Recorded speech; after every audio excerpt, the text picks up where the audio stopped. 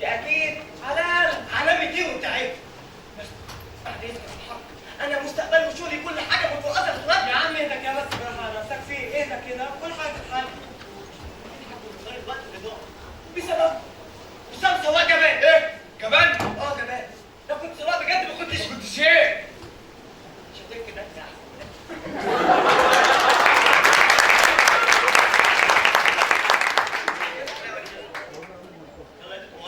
يلا على العربيه. وانت بتدعك فينا كده ليه؟ انت فاكر نفسك تطلع اجره من جيبك ولا ايه؟ انت فاكر نفسك مين؟ سيبيها هناك، انا هفتك دلوقتي وما تعرفنيش ولا ايه؟ ولا لسه تعرفني؟ انا اصلا مش عايزه اعرف. يا عم ولا عايزين نعرف نسميك ايه يا حبيبي؟ انا مستر السيد. ده مركز كده ليه لسه؟ بتدرس ايه بقى؟ بدرس. انا مدرس. اللي قدامكم ده نموذج ومثال حي للنجاح والتألق في سماء الجزاء. جوازات؟ انت قلت جوازات؟ وحياتك يا اخويا كنت بدور على واحد كده يكون. لا هو مش قصده جوازات، هو قصده جوازات. لو سمحت يا مستر كان عندي استفسار.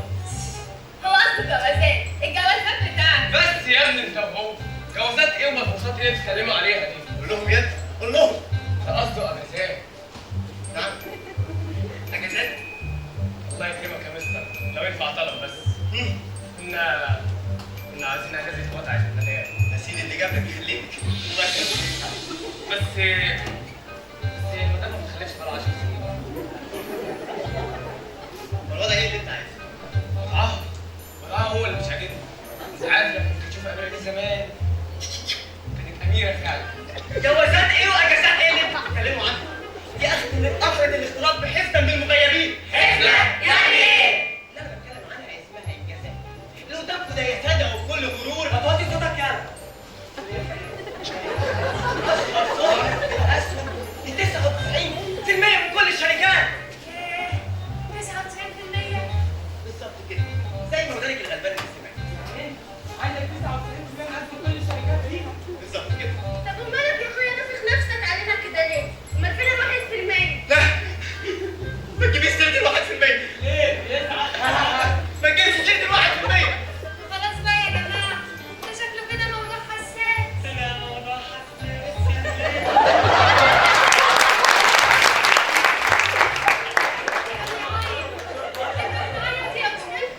طب خلاص ما تزعلش، وهتمسك او كده يعني. المشكله انك ما تسريش. سيد اللي عملت كل حاجه. انا سيد اللي بدأ من المشوار لحد ما وصل للانبهار. انا سيد اللي بدأها من جوه. ايه ده؟ لا من تحت. من جوه سيد. سيد. ايه الكلام اللي بتقوله ده؟ هو الكلام اللي لوحده قميص. ده ايه ده؟ هو الحاج. ما خلاص بقى يا عم انت، مش قصه يعني. ربنا يستر يا مستر. بس هو الموضوع ده لا معاك ازاي؟ ثانية واحدة ليه؟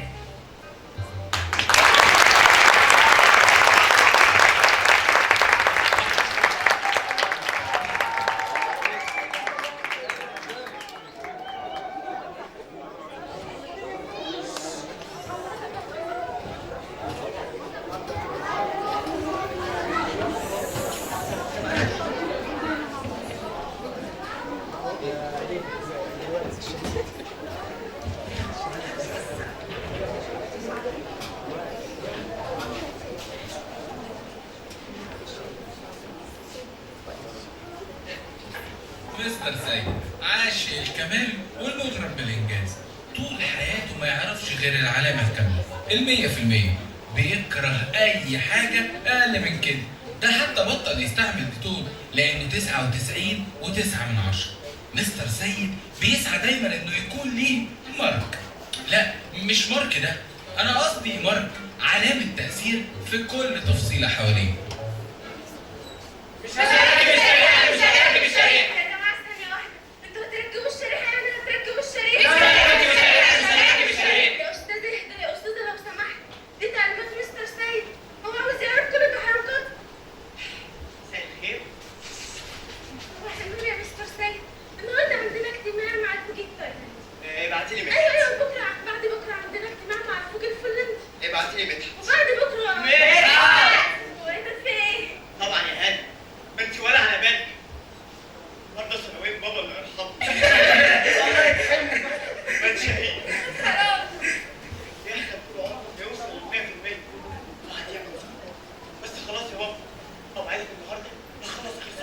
واوصل بال 100%. يلا يا شباب، يلا ناخد صوره مع الشهيد.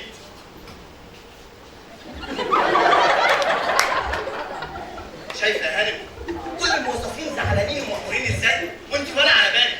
لا خالص يا فندم، بس هو حضرتك مش واخد بالك من حاجه؟ حاجه ايه؟ النهارده تصوير الاعلان يا فندم. اعلان ايه؟ اعلان المدينه الجديده اللي افتتحناها يا فندم، زي بينز. اعلان ايه وموظفين ايه اللي انت جايباها؟ انت ناسيه ظبط ال 1% ولا ايه؟ لا مش ناسياه، بس يا فندم الراجل اللي كان هيبيع 1% رجع في كلامه. ايه؟ قلبي كل يا جماعه كل قلبي اتفضل يا مستر. جيب لك طيب سكر يا مستر سيد. بسرعه خليهم يزودوا السكر ماشي. وابعتي لي مدحت. ماشي مدحت يا مدحت. ايه؟ يعني ايه يا سيد؟ صفقة يا مدحت؟ ويبقى عندك 99% وتبقى فقير؟ فين ال 1%؟ فين ال 100%؟ ايه يا جماعه فين؟ ايه ده؟ الف سلام عليك يا مستر سيد. فين؟ بقالي ساعة بدور عليه. ايام هير يا فندم، ايام هير اتفضل. الموظف بتاع 1% عايزك تجيب لي عندي كل المعلومات. حاضر يا فندم. ياكل ايه؟ بيشرب ايه؟ بيروح فين وبيجي منين؟ كل حاجة مرتبة. حاضر يا فندم. ايه؟ قبل الساعة 2 يا فندم الشغل ده محتاج بتاع شهر ولا حاجة عشان يخلص. ساعة ما بيفهمش ولا. حاضر يا فندم حاضر. لو سمحت ممكن اقول رايي؟ اقول رايي. ايه ده؟ ده موظف جديد جاي يعمل انترفيو يا فندم. انترفيو؟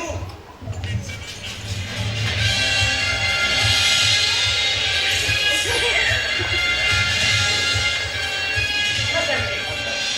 معك مستر سيد جرداح راح نسألك شوية أسئلة. ايوه عارف، اللي هو البرنامج بتاع الاسئله وسائل المساعده ده. وسائل مساعدة ايه؟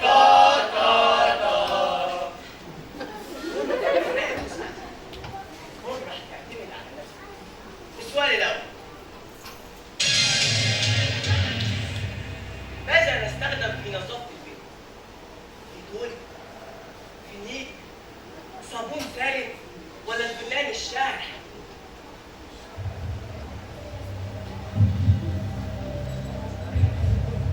هتبقى ديتور. إجابة خاطئة. ايه؟ ليه بس يا فندم؟ الديتول 99% و9 من 10. إنما الفنان الشاعر يجيب ولا 1 ولا 100 ولا 1300. السؤال الثاني،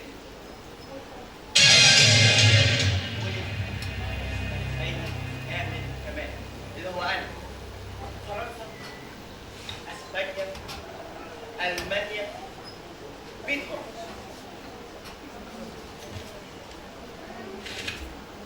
لا مش هتضحك عليا المره دي، انت بتحب الكمال. هتبقى 100 غمر. اجابه خاطئه. ايه؟ ليه بس يا فندم؟ ده منظر واحد اتولد في بيت غمر. انت نسيت نفسك ولا ايه؟ انا مولود في اسبانيا يعني. السؤال الثالث، مستر سيد الراجل رجع في كلامه ووافق. ايه؟ اطلع بره، انت مرفوض. اعمل ايه دلوقتي يا مستر سيد؟ ايه الفيديو؟ مستر سيد للاسف الامين محتاج حضرتك انت هتروح، هو مش هيقدر يجي. مفيش مشكله. هجهز لي عربيه. للاسف برضه يا فندم السواق لسه عامل حادثه حالا، هو في المستشفى دلوقتي. هتسافر. ايه بيحصل؟ جهز لي عربيه ثانيه. هو يا فندم العربيه كلها اتحركت مع ركوب الالمام، انت قلت كده. طب قوم. كريم، اي حاجه. للاسف برضه يا فندم نو نيتش ورك هنا خالص. وإيه؟ نيتش ورك. طب اي اتوبيس؟ الاتوبيسات كلها اتحركت مع الموظفين يا فندم عشان يركبوا الشريحه. يعني ايه؟ مفيش حل ولا ايه؟ الحل يا فندم في ميكروباص خط 3. ميكروباص؟ انت جننت يا مدحت ولا ايه؟ انت عايز تدلل الحاله دي؟ انت عاوز تركب ميكروباص؟ ده انا هشرب من دمك يا مدحت، انت بتقول ايه؟ 1% يا فندم. 1%؟ وبعدين برضه يا فندم مش حضرتك على الامتحان نعمل كل حاجه بنفسنا ولا ايه؟ ايوه بس مش تركب ميكروباص يا مدحت. اي حاجه يا فندم، هو انت نسيت بابا زمان؟ ده بنى نفسه بنفسه. سيد بابا باص يا سيد. ده بتاع الفول يا باص. سيد نعم. خد الكرسيين اللي قدام يا سيد. هو السواق مرضيش وقال لي خلاص قدام. كل انا نازل قريب يا سيد. ولو ما رضيش يا بابا اخد القلاع. لا لا يا سيد، اقعد في الكنبه اللي ورا يا سيد، ونزل كل الناس وانت نازل يا سيد. حاضر يا بابا. سلمت على ماما الله يرحمها. امك مش معايا يا ابني، هي هتقرف في دنيا واخره.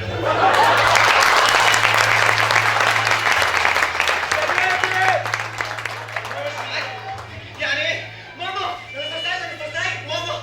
فاكر ايام زمان لما بدأناها من بعيد قوي جوه هناك.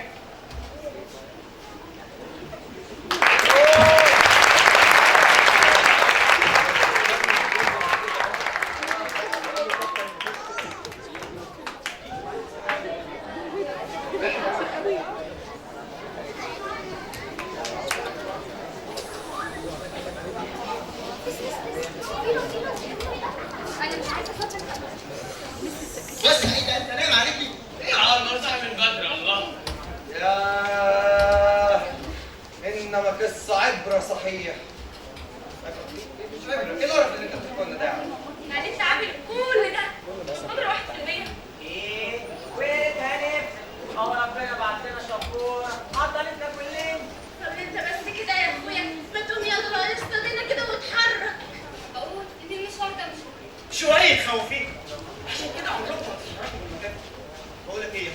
اطلع من اديك بقى حساب. انت بتتكلم كده ليه؟ احنا مش هنتحرك بقى. خلصتوا؟ انا بقى مش هتحرك من هنا. ليه مش هتتحرك؟ انا بقى مش هتحرك من هنا غير لما تتفقوا، يا اما تكملوا يا اما بقى ترجعوا. يا لهوي يا لهوي يا جماعه، ده في حاجه اهم من كده بكتير. ايه؟ انا ناسيه الحمام على الرخام. الله الله، احنا هنفتح ندوه شعريه ولا ايه يا مدام؟ ده وقت قاسيه. هو قال مدام؟ المدام المدام انا انسه يا ابو نضاره عني. نضاره عاميه؟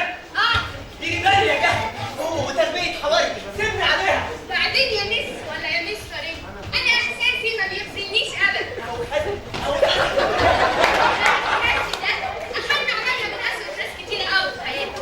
ده احن عليا من عاطف مين؟ ده اللي طول عمري مستنياه.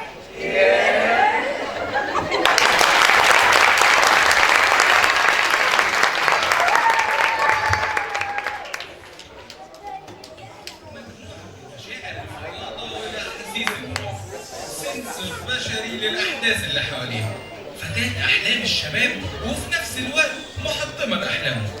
الطريق لقلبها أصعب من الطريق لآلات، لأن لو قلب الراجل معدته فقلب عواطف إحساسه. ربنا يكمل لك على خير. احنا اللي كنا صدقين. ربنا بعت لك الشخص المناسب في الوقت المناسب. ايوه هو حلو بس ايه؟ احساسي كده بيقول ان في حاجه مش مريحه. طب فكري تاني. ده شكله ممتاز. طب كل الشروط اسمه عاطف. لا، اشمعنى؟ عشان يبقى عاطف وعواطف. قلت ايه؟ شكله هادي كده مش مريح. اسفه شكرا. الف مبروك يا عوض. ربنا يكمل لك على خير. ونحضرك كلنا صدقين. ربنا بعت لك الشخص المناسب في الوقت المناسب. ايوه هو حلو بس ايه؟ احساسي كده بيقول ان في حاجه مش مريحه. طب فكري تاني. شاب ممتاز. سمعته كويسه. استوحي كل الشروط اسمه عاطف. لا، اشمعنى؟ عشان يبقى عاطف وعواطف. قلت ايه؟ شغل المذاكره كده مش مريح. اسفه مش هكمل.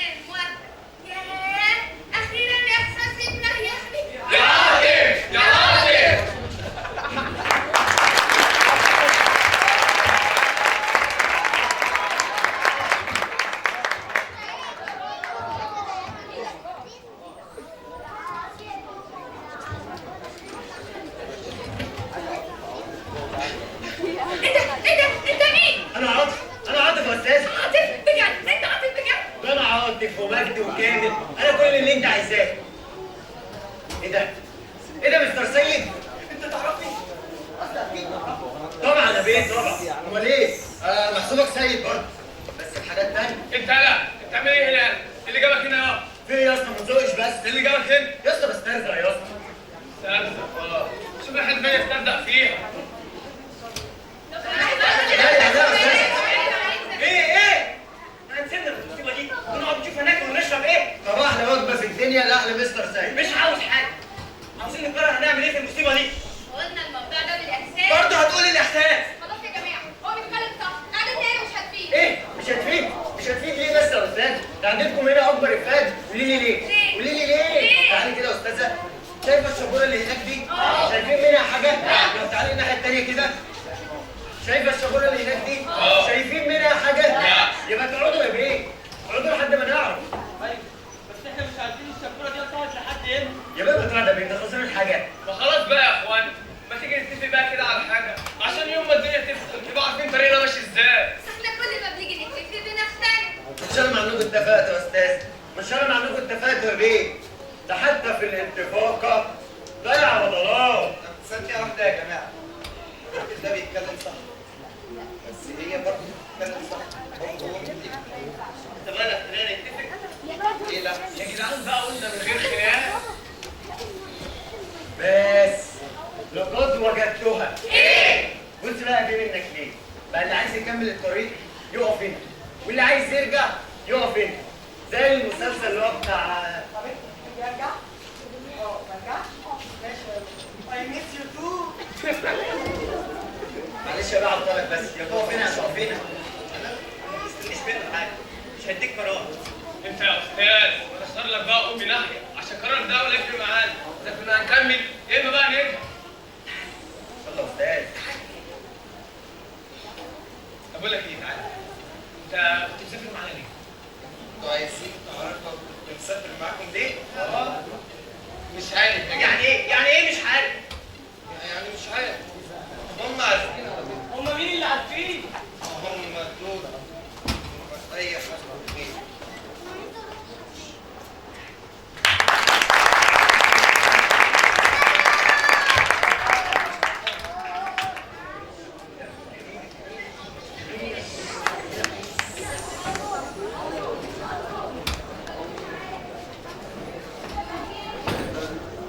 آسف المتردد في كل قراراته من أبسطها لأكثرها مصيرية. ده من كتر تردده ممكن يعمل قناة لوحده. عارف انت الشخص اللي ما تبقاش عارف هو حلو ولا وحش ولا هو سلبي ولا إيجابي، فبريح دماغه. شخص كده ملوش مفتاح ولا ليه ماسكة. هو ده التعريف المناسب لآسف. انت يا واد يا اسف. ايوه ايوه يا ماما. تعالى تعالى. انا جيت اهو. ابوك جه؟ لا لسه ايه؟ اوكي اقعد يلا عشان نكتب الرغبات. رغباتي ايه يا ماما اللي اكتبها؟ انا لسه مش عارف هدخل كلية ايه. لا يا حبيبي انا عارفه. انت هتدخل كليه الناس الطيبين. طيبين؟ طيبين ايه يا ماما؟ ده لسه في كليات كتيرة جدا. ليه؟ انت مش عاوز تطلع طيب زي ماما ولا ايه؟ لا يا ماما عايز اطلع طيب زي حضرتك طبعا. امال ايه بقى؟ عاوز تزعل مامتك يا اسف؟ لا يا ماما انت كده بتتلككي. طب يلا يلا اكتبها يلا وهي اول رقم. اكتب بس يا اسمك. استنى يا اسف يا ابني. بابا بتعمل ايه عندك يا ابني؟ انا بكتب الرغبات يا بابا. تكتب الرغبات من جيبي؟ ما انا قلت ان حضرتك هتتاخر شويه فقلت اكتبها يعني. اديني جيت لك بدل ولا سيب. ورينا بقى كنت بتكتب ايه؟ كنت هكتب كليه الناس الطيبين. كلية الناس طيبين؟ عايز تطلع طيب؟ هطلع طيب. طيب بتضحك عليا وبتقول لي دي رغبتك صح؟ بس دي مش رغبتك كده. امسح الكلام الفارغ ده. ما تمسحش حاجه يا اسف. امسح. ما تمسحش. امسح. اعمل ايه يعني اعمل ايه؟ امسح الكلام الفارغ ده. كنت في كلية ابناء عاملين عشان تطلع تساعد ابوك. ولا انت بقى مش عاوز تساعد؟ لا يا بابا عايز اساعد حضرتك طبعا، انت ابويا الوحيد. يا سلام. امك بقى مش مشكله يعني؟ ابويا اهم. وامك. ابوك. امك. ابوك. وامك. خلاص نجيب حد بقى يفصل ما بيننا. ومال جيب.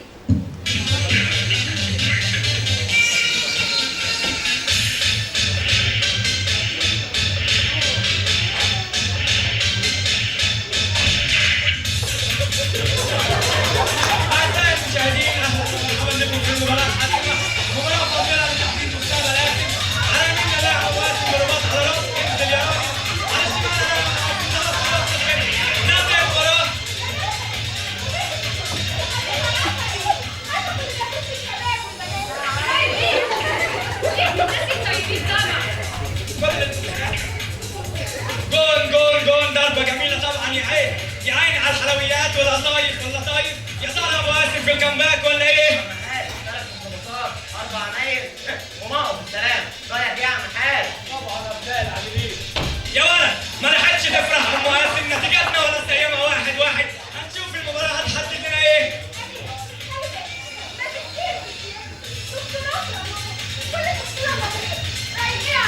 اسمع رايك يا عربه.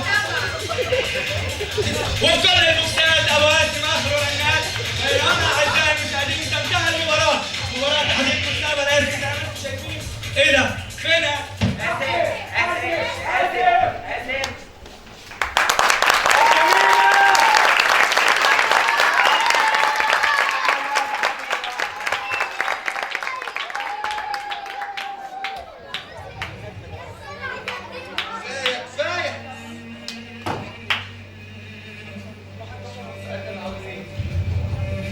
كل ده اللي انت حاسينه انتم اللي حاسين وانا اللي بطلبش. انتم اللي حاسين وانا اللي بنفذ. انا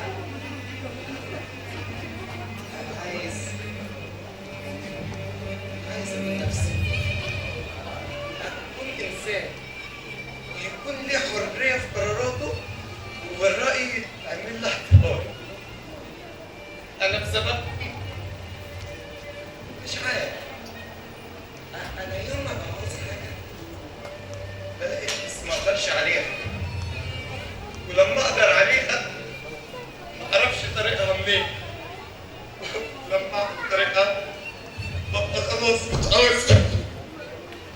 عاش يا اندرو يا جامد.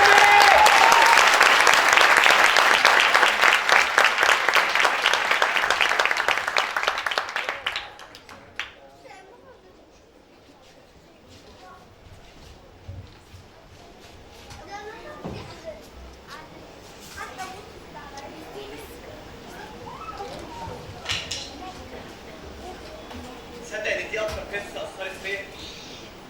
ده مش مبرر برضه، مش عارف. يا عم ده كده بس اعرف ده شكله فهد يعني. طب طالما انت مش عارف ارجع وخليك معانا. ارجع معانا وفكر براحتك ولما تعرف تبقى روح. يعني انتوا شايفين كده؟ طب ما كان من الاول يا جدعان. يا جماعه فرجة ايه؟ مفيش شبورة ولا حاجة. مفيش سبوره امال ايه دي؟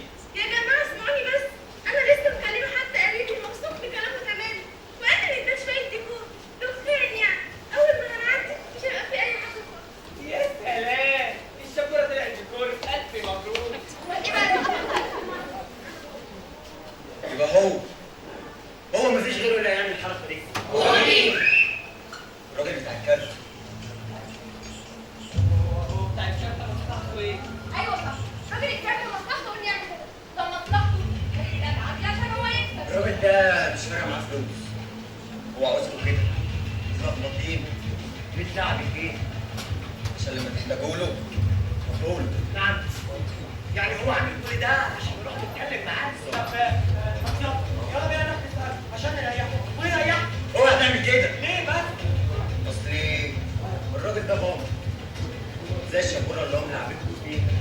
أيوه، بس هو الوحيد اللي مبسوط عادي، إنه هو قاعد وعايش على الطريق. بقول لكم ايه؟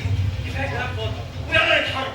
أيوه، عندك حق، يلا بينا يا اسطى نتكل بينا على الله وروح. يا سلام طب ما يتكل بينا على الله ويكمل بينا المشوار. بذمتك مش مكسوف من نفسك، مش مكسوف من نفسك، انت بتقول تتكل بينا على الله، يعني هو الله عايزنا نروح ونموت. ما اكيد الله برضه مش عايزنا نفضل قاعدين حاطين ايدينا على خدنا كل ما الدنيا تقفل نقعد نعيط. خلاص بعيد كلكم بتتكلموا باسم الله. انت عشان بالك حس يا راجل، انت ايه اللي فوقك؟ قوم نام. مالي انا فعلا كنت ساعد، بس كلامكم الخرفان ده هو اللي فوقني. وايه بقى اللي مش عاجبك في كلامنا بقى ان شاء الله؟ عمالين تجيبوا في سيرة الله، انتم تعرفوه اصلا ولا حد فيكم بيتكلم معاه؟ ده شكله طلع على الله خالص. مالي فعلا على الله جد على الله الحق على الله الخير على الله. خادم الرب. وعاوز ايه بقى من هنا؟ عاوزكم تفوقوا وترجعوا لرشدكم تاني. طب انتوا مش عاوزين تعرفوا الله عاوز مننا ايه؟ فاكرين يعني؟ ايوه انا يا استاذ من بدري ما تقول لنا الله عاوزنا نعمل ايه؟ بس كده بقى اروح اصلي واقول له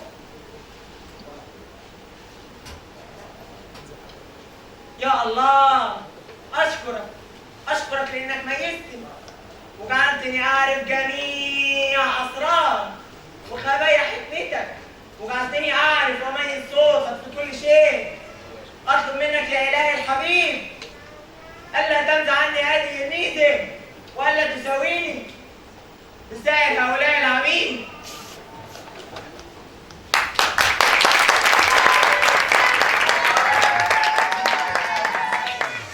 ولد في بيئة متدينة وشرب الإبان بالفضل. عاش طفولته مطيعا خاضعا وكبر خادما آمينا. في يوم من الأيام رأى رجلا دليفري وأعجبته الوظيفة، فقرر أن يكون هو آخر دليفري بين الله والناس. مساء الخير يا خادم رب الامين. نور يا ابني يا ابني ليه الكلام ده هو بس؟ انا كان في حاجه كنت عايز اعملها بس خايف ربك يعارض وما يباركش. ما يباركش ليه يا حبيبي؟ ما يباركش ليه؟ ما انا عشان كده جاي لك. هي صحيح الحاجه دي حلوه وكل حاجه، اي نعم هي تبان شمال. شمال؟ جبال يا رجل الله. جبال يا ابني جبال يعني مليانه صعاب ومشقات، بس في منه خير، والخير ده حاجه حلوه. يعني ربك يحب الخير. طب يا ابني مش خير؟ طبعا. يبقى سيبها على الله، سيبها على الله يا ابني، سيبها على الله، سيبها على الله. انا هسيبها عليك وعلى الله. لا سيبها عليه هو يا ابني. انا حتى ما استاهلش اكون خدامه. خدامه يا راجل، بلاش تواضع. خدامه ايه؟ وشريكه صاحبه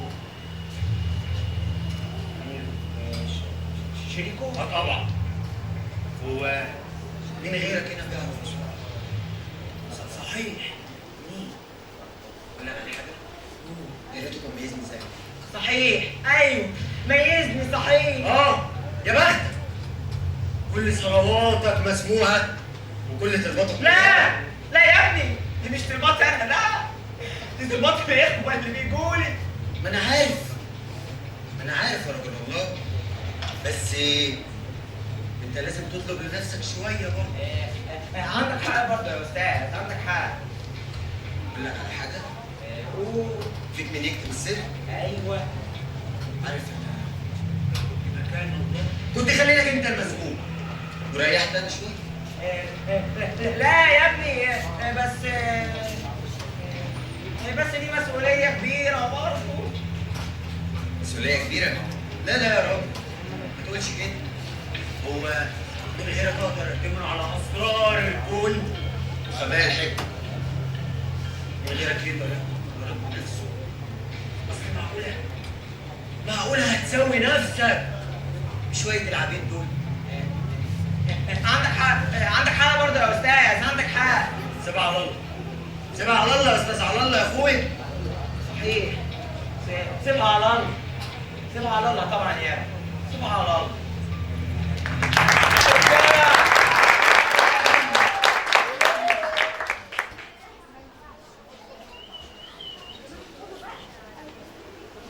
وماله طول في الصلاه كده ليه؟ بيصلي ايه كل ده؟ الاحساس بيقول ان هو اللي هيجيب لنا قرار. ثانية واحدة يا جدعان خالص. هاي يا استاذ على الله. والله عاوزين تعرفوا. الله عاوزنا نعمل ايه؟ ايوه. متأكدين يعني؟ ايوه. صوت الله بيقول نيجي. ايوه بقى هو ده الكلام. قلت لك انا احساسي ان هو اللي هيجيب لي قرار الصح. كلام ايه؟ انتوا صدقتوه؟ وما تصدقوش ليه يعني؟ وبعدين ده كلام الله. ده كلامه هو من الاول كان عايز كده. خلاص بقى يا جدعان تعالوا نتفق ونشوف بقى هنعمل ايه. العقل والمنطق كل حاجه بتقول نتحرك لقدام. وانا مش موافقه. انا احساسي بيقول اننا لو رحنا ناحيه الشبوره هيحصل لنا حاجه. عقل ايه واحساس اللي بتتكلموا فيه؟ صوت الله بيقول نرجع. طب تصدق واحده يا جماعه، احنا بدل ما نروح نرجع ونفضل نعمل كده، احنا نقعد هنا ما نعملش اي حاجه. احنا نرجع احسن. لا بس بقى يا جماعه اسمعوا كده يخرج مني في الرد.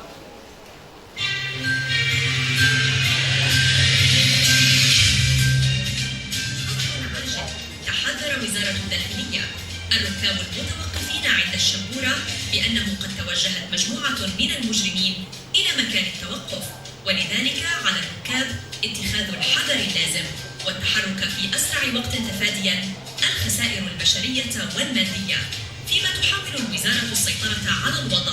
ابقوا آمنين.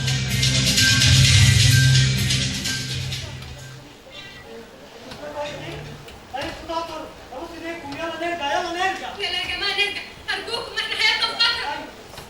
ايوه يلا نكمل هنا قدام. يلا الله بيقول نرجع. صوت الله ايه بس؟ مين اللي قالك ان ده صوت الله اصلا؟ ايوه اتحرك لقدام. مفيش قدام، احنا لازم نرجع. مفيش وقت للخناقه يا جماعه، احنا لازم نتحرك. وبعدين هو مين اللي قال لك ان ده صوت الله؟ هو انت الوحيد اللي بتعرف تصلي؟ ما كلنا بنعرف نصلي. حاسب على كلامك يا استاذ. انت هتقارن صلاه بصلاتي؟ ما قارنهاش ليه يعني؟ انت اصلا شكلك منافق. منافق؟ انا منافق يا عم. مساء الخير. طبعا انت مستني تشوف النهاية ويطلع حد بجناحات يقول لك في الاخر الحل، لكن للاسف الحل انه مفيش حل. ايوه زي ما سمعت، اللي قدامكم دول لو سبتوهم العمر كله لا هيتفقوا ولا هيتغيروا.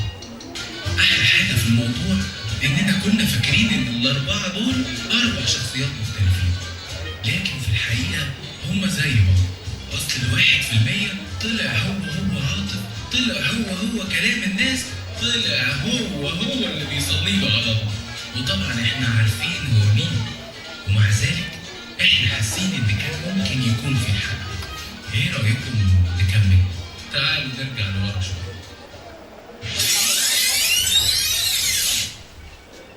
يا جماعه فرجه. ايه؟ مفيش شبوره ولا حاجه. مفيش شبورة، امال ايه دي؟ اسمعوني بس، انا لسه مكلمه حد قريبي موثوق في كلامه تمام، وقال لي ده شويه ديكور دخان يعني. اول ما هنعدي مش هيبقى في اي حاجه خالص. يا سلام، الشبورة طلعت ديكور. الف مبروك.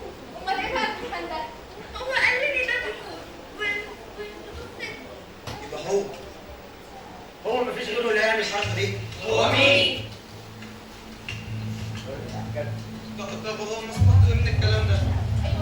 الراجل الكاتب مصلحته انه يعمل كده، ده مصلحته ان الناس كلها تعدي عشان هو يكسب. الراجل ده مش فارق معاه فلوس، هو عاوزكم كده حيرانين متعبدين عشان لما تحتاجوا له قولوا. نعم. يعني هو عامل كل ده عشان نروح نتكلم معاه؟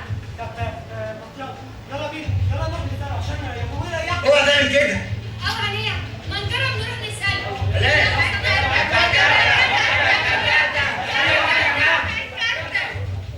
اللي جاي هناك ده شكله عفريت. عفريت؟ يعني شبوره وعفاريت وفي ايه؟ لا انا مش عايز اموت. يا عم مش انت بتعرف تصلي لنا عليه. تصلي انت مشيني. يا جماعه ده جاي علينا، هنعمل ايه؟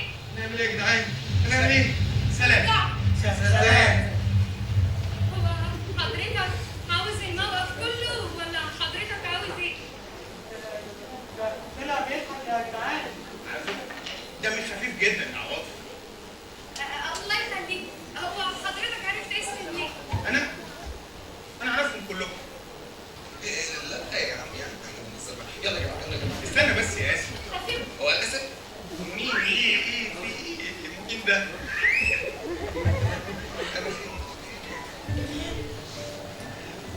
انتم عايزين رايي؟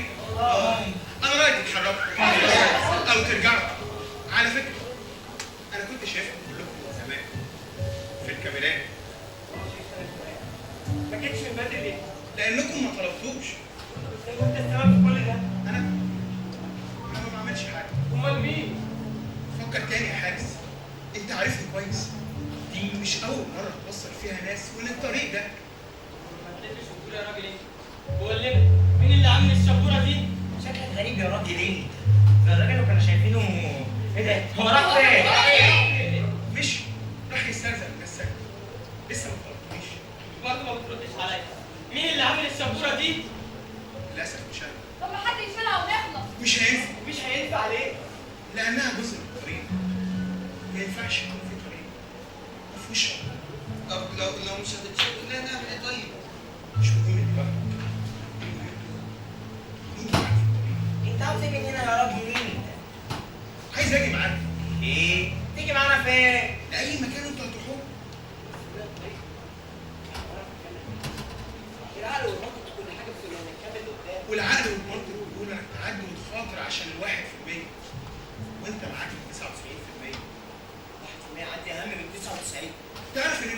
بعد قوي في الحته دي. بعد فين بقى؟ انا برضه مستعد اسيب الكارت واسيب كل حاجه عشان اجي معاك. انت بس قول لي الطريق وانا هتصرف. للاسف لو عاوز توصل للطريق لازم انا اكون معاك في الطريق. انا سيد كامل اللي ماشي الاف الموظفين. يجي واحد زيك يقول لي امشي معاك. انت شكلك ما تعرفنيش. لا انا اعرفك، انا عارفكم كلكم، انا طول الوقت كنت معاك، بس نفسي المره دي انت اللي تختار ده. افهم ازاي انا اول مره اشوفك. لا انا اعرفك واعرفكم كلكم. كنت مع مدحت اسكندريه لما كانوا بيطلبوا منك تركب الباص عشان كنت مستنيك. كنت مع كل اهلك وصحابك لما كانوا بينصحوك من عاطف. هم اللي بيحبوا لك ابوك وامك حتى لو ده مش عارفين يوصلوا لك بالطريقه الصح. بس قبل كل شخص بيخش لك حتى لو مش قصده خير كنت بسمح بالشخص صالحكم. انا كنت معاكم كلكم. انا مش سايبكم ومش هسيبكم. مش عايز منك حاجه. انا كل حاجه هنا تحت سيطرتي. الشبوره دي تحت سيطرتك. طب والناس دي تحت سيطرتك. انت ليك اخر، ليك نهايه، انك محدود. العقل ما يعرفش حدود، العقل مش كل شيء. تعالى نمشي باحساسنا بقى. وماله الإحساس يعني؟ مهم الاحساس يا عواطف. خلاص، وأنا إحساسي بيقول إننا لازم نرجع. مين قالك ان احساسك صح؟ هو عاطف كان صح؟ عاطف؟ أيوة عاطف كان صح، وهثبت لك ده الوحيد اللي هينفع ينقذني من الموقف ده هو بس مشغول. أنا هرن عليه. رد يا عاطف. معلش أصله مشغول، مش ماسك التليفون. اصله ايه؟ أصله مش موجود. عاطف منه شغل ايه اللي انتوا بتتكلموا عليه؟ ما تقول لي هنعمل ايه طيب؟ انت عايز تعمل ايه؟ انا؟ قول له بقى عايز ايه؟ انا عارف. انا هقول لك. مش عارف. اديني قلتها مش عارف. طب وايه المشكلة؟ المشكلة انهم عارفين. انت عارف لو هم مش عارفين. مين قال لك ان هم عارفين؟ يعني مفيش حد عارف الطريق غير اللي عمل. اللي عمل ما عملوش وضح وصرح لي من الاول. هو مش عارف يعني ايه في البداية. هو مش عارف يعني ايه تبقى لوحدك. اللي عمل الطريق نزل وجربها بس. هو كان عارف كل التفاصيل. هو كان عارف كل حاجة عنه. انت ما مشيتش اصلا. انت خايف تاخد اي خطوة عشان مش عايز تغلط. يبقى هتفضل واقف مكانك وسايبها على غيرك. امال سايبها على مين يعني؟ ايه سيبها على الله طبعا يا ابني، سيبها على الله. انت تعرفه؟ نعم. بقول لك انت تعرفه. ايوه طبعا اعرفه. مش لو انت كنت تعرفه كنت عرفت صوته. ايه طب ماني عارف صوت. انت متاكد ان صوته او الصوت حد بعيد؟ ايوه ده صوته، انا متاكد. انا عشت على سنين. عيش سنين على نفسك، عيش سنين على غيرك. لا ايوه ده صوته، ايوه انا اعرفه. كل على الله، كل على الله طبعا يا ابني. انت تعرفه قوي كده وسايبها عليه. ما عملتش ليه زي ما قال؟ ماليش حاجه اصلا. ما تعرفوش. طب طالما انت عارف مشي. انت عايزني ماشي عليك ولا مش عايز؟ لو إحساسي مش صح، طب أنا ليه بحس؟ تبقى الناس حواليا ما تسالش. كلها اسئله محتاجه اجابات، بس للاسف مش هقدر اجاوب عليها دلوقتي. بس انتوا ممكن تيجوا معايا هناك، وهناك اقدر اجاوب على كل اسئلتكم. طريق طويل، طبعا طويل وصعب، بس ما تقلقش انا معاك. استنى، أنت رايح فين؟ ده لا طريق الشبورة ولا طريق الرجوع. فين الطريق؟ انا الطريق. لحظة الحقيقة هي اللحظة اللي بكتشف فيها إني محتاج قوة بتفكر أحسن من عقلي، بتحس أكتر من عاطفي، فاهمة أكتر من الناس. لحظة الحقيقة هي لحظة انكسار، لحظة نضوج، لحظة ضلمة مش شايف فيها أنت الوصول، ومش عارف أنا داخل على إيه ولا رايح فين. وفي اللحظة دي أنت مضطر غصب عنك إنك تسلم، تستسلم لكونك إنسان عقله بيقف عند آخر حدود، والقلب مش حاسس، والناس مش عارفة تساعده.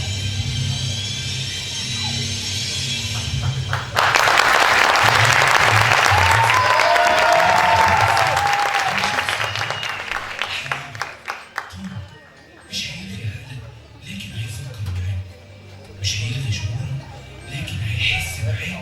وبيك وهيكون بيك رب وأهل وصديق.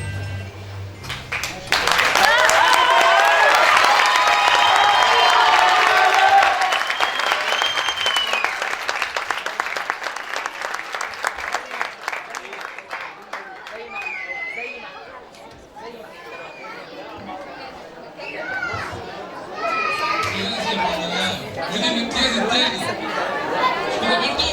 شايفين الافكار؟ افكار حلوه. انا الافكار ديت يعني مشكله انا مش عارف جوه منين ديت يعلم الله.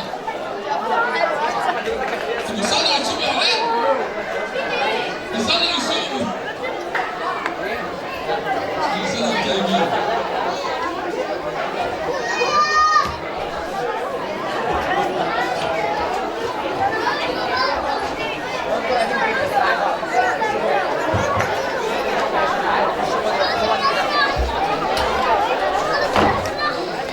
اسلم طيب ولا ايه؟ سلم سلم